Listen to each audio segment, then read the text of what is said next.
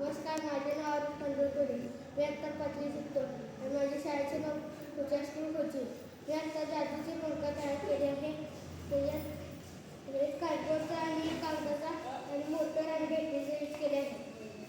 कागदावर मी 8 रेषावरून तिथं रंग दिले आहेत. हिरवा, पिवळा, जांभळा, निळा, केशरी, चॉकलेटी, रेड आणि ब्ल्यू. आता फिरून बघ.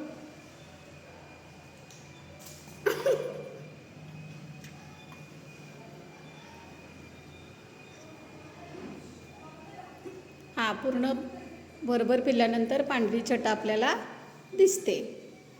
शाबाश आरुष.